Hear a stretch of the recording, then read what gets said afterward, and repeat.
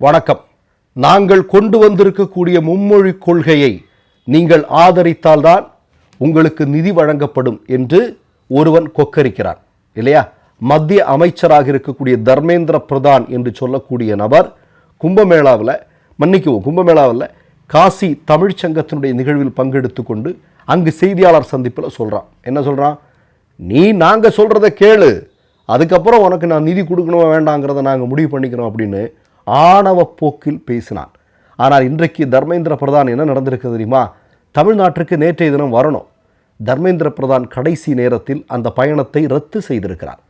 நமக்கு தெரியும், ஏன்னா தர்மேந்திர பிரதானுக்கு ஆர்எஸ்எஸ் காரங்களுக்கெல்லாம் நல்லா தெரியும். என்ன அப்படின்னா, விஸ்வகுரு 56 இன்ச் டபுள் இன்ஜின் அப்படின்லாம் சொன்ன மோடியே மூத்திரச்சந்தில் தமிழ்நாட்டு மக்கள் ஓட விட்டாங்க. கோபேக் மோடி என்கிற விஷயத்தை உலகம் முழுவதும் உலகறிய செய்த பெருமை தமிழர்களுக்கு உண்டு அப்படிங்கிறதெல்லாம் உங்களுக்கு தெரியும்.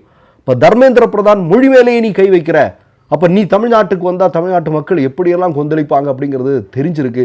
தம்பி, நீ அங்கே போயிடாதப்பா, நீ இங்கே இரு அப்படின்னு சொல்லியிருக்கிறாங்க. அதை மீறி என்ன நடந்திருக்கு அப்படின்னா, கல்வித்துறையினுடைய இணையமைச்சராக இருக்கக்கூடிய நபர் நேற்றைய தினம் நம்முடைய தமிழ்நாட்டிற்கு வந்திருக்கிறார். வந்த இடத்துல தமிழ்நாட்டு மக்கள், குறிப்பாக தமிழக மாணவர்கள் அவருக்கு எதிராக மிகப்பெரிய கருப்பு கொடி போராட்டத்தை நடத்தியிருக்கிறார்கள் அப்படிங்கிறத நம்ம பார்க்கணும். இந்த நேரத்தில் சில விஷயங்களை பேச வேண்டியது இருக்குது. இந்தியாவில் இருக்கக்கூடிய பூர்வகுடிகளுடைய மொழிகள், இந்திய மண்ணினுடைய மொழிகள், எத்தனையோ மொழிகளை அழித்த வரலாறு இந்திக்கு உண்டு. அதாவது பல்வேறு மொழிகளை தின்று ஏப்பம் விட்ட வரலாறு இந்தி மொழிக்கு உண்டு. இப்போ உத்தரப்பிரதேசத்தில் இருந்த பூர்வ மொழிகள் எங்கே போச்சு, பீகாருடைய பூர்வ மொழிகள் எங்கே போச்சுன்னு நமக்கு தெரியும் இல்லையா? ஆனால் அப்படி இருக்கக்கூடிய இந்தி என்று சொல்லக்கூடிய இந்த மொழி தமிழை பார்த்து, தமிழர்களை பார்த்து திணறுகிறது என்றால் அதற்கு என்ன காரணம்? தமிழ்நாட்டு மக்கள் உறுதியோடு இருக்கிறார்கள். தமிழ்நாடு உறுதியாக நிற்கிறது. தமிழ்நாட்டில் தற்போது நடந்து கொண்டிருக்கக்கூடிய ஆட்சி அதிகாரத்தில் இருக்கக்கூடிய நபர்கள் உறுதியோடு நிற்கிறார்கள். இந்த உறுதியை இன்னும் வலுப்படுத்த வேண்டிய தேவை நமக்கு இருக்கிறது அப்படிங்கிறது தான் இந்த நேரத்தில் நாம் சொல்ல வேண்டியிருக்கிறது. சங்கபரிவாரங்களுடைய முழக்கம் என்ன?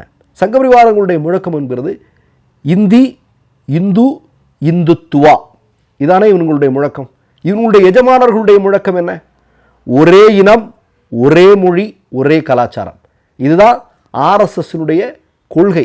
அவங்களுடைய முன்னோர்கள் எழுதி வச்சுட்டு போயிருக்கிறது இதுதான். இந்தியானா ஒரு மொழி, ஒரு இனம், ஒரு கலாச்சாரம். அது யாருடையது? நான் சொல்லாமலே உங்களுக்கு தெரிஞ்சிருக்கும்னு நினைக்கிறேன்.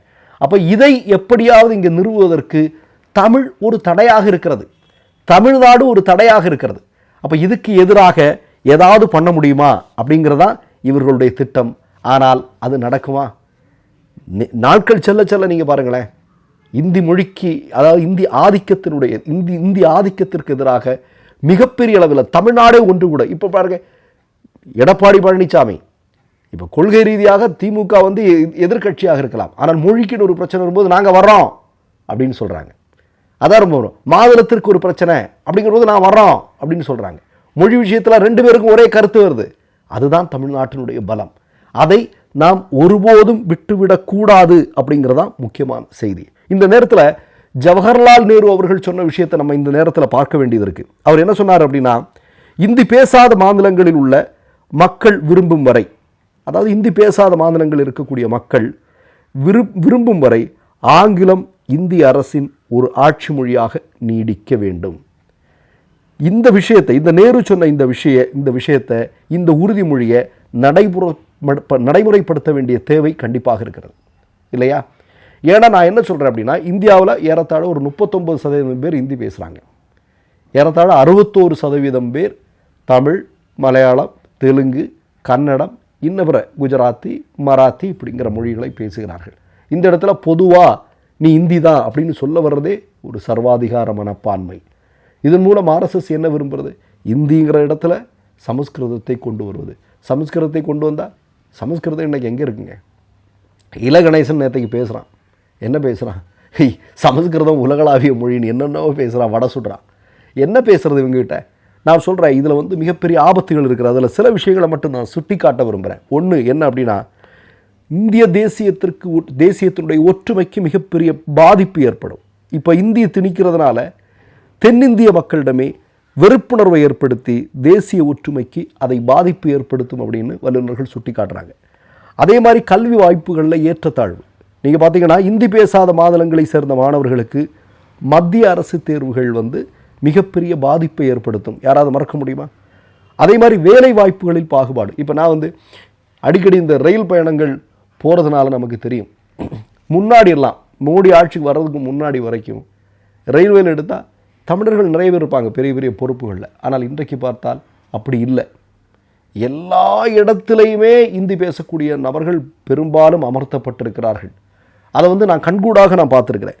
அதே மாதிரி நீங்கள் பார்த்தீங்கன்னா மற்ற மொழிகளுடைய முக்கியத்துவம், அதாவது இந்தி அல்லாத இந்தியாவில் பேசக்கூடிய மற்ற மொழிகளுடைய முக்கியத்துவம் குறைக்கப்படுறதுனால அந்த மொழிகளோடு தொடர்புடைய கலாச்சார அடையாளங்களும் சிதைக்கப்படுகின்றன.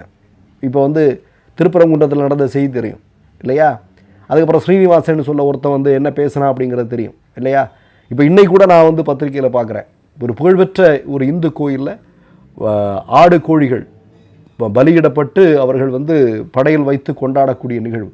இப்போ இதற்கெல்லாம் ஓட்டு வைப்பதற்காக ஆர்எஸ்எஸ் சங்க பரிவாரங்கள் இந்த மொழியை திணிப்பதன் மூலமாக முயற்சி செய்கிறார்கள். மொழியை விட்டு கொடுத்துட்டோன்னு வைங்க, எல்லாமே முடிஞ்சது. அதனால தான் நான் என்ன சொல்கிறேன்னா, ஆர்எஸ்எஸ் பாஜகவிற்கு ஏன் தமிழ்நாடு சிம்ம சொப்னமாக இருக்குது? ஏன்னா அவனுடைய திட்டங்களை இங்கே செயல்படுத்துறத தமிழ்நாடு எதிர்த்து கொண்டிருக்க. தமிழ்நாடை மட்டும் கையில் எடுத்துட்டோம்னா இந்தியா முழுக்க அவன் சர்வசாதாரணமாக எல்லாத்தையும் பண்ணிட முடியும். அதற்கு தமிழ்நாடு ஒருபோதும் அனுமதிக்காத. ஆரம்பத்தில் சொன்னேன் இல்லையா, இந்த உறுதி தமிழ்நாட்டு மக்களுடைய உறுதி, தமிழ்நாட்டில் தற்போது ஆட்சி செய்து கொண்டிருக்கக்கூடிய அரசாங்கத்தினுடைய உறுதி மேலும் மேலும் வலுப்படும் என்பதில் மோடியோ அமித்ஷாவுக்கோ ஆர்எஸ்எஸுக்கோ கொஞ்சமும் சந்தேகம் வேண்டாம். மற்றொரு நிகழ்வில் சந்திப்போம். நன்றி, வணக்கம். மை நேம் இஸ் ரெட் சேனலை சப்ஸ்கிரைப் பண்ணிக்கோங்க. அதுக்கப்புறமா பக்கத்தில் இருக்கிற ஜாயின் பட்டனை கிளிக் பண்ணீங்கன்னா ஒரு நியூ பேஜ் ஒன்று ஓப்பன் ஆகும். அதுலேயும் ஜாயின் பட்டனே கிளிக் பண்ணிக்கோங்க. அதில் பார்த்தீங்கன்னா credit R debit card options இருக்கு. இதில் உங்களுக்கு விசா, மாஸ்டர் கார்டு, ரிப்பே அப்படின்னு 3 ஆப்ஷன்ஸ் கொடுத்துருக்காங்க. அதில் நீங்கள் எந்த கார்டு சூஸ் பண்ணுறீங்களோ அந்த கார்டோட நம்பர் என்டர் பண்ணிக்கோங்க. அப்புறமா கார்டோட வேலிடிட்டி மந்த் அண்ட் இயரை டைப் பண்ணிக்கோங்க. அடுத்தபடியா உங்க கார்டோட பின்னால சிவிசி கோடுன்னு சொல்லிட்டு 3 நம்பர்ஸ் கொடுத்துருப்பாங்க. அந்த நம்பரை இதில் என்டர் பண்ணிக்கோங்க.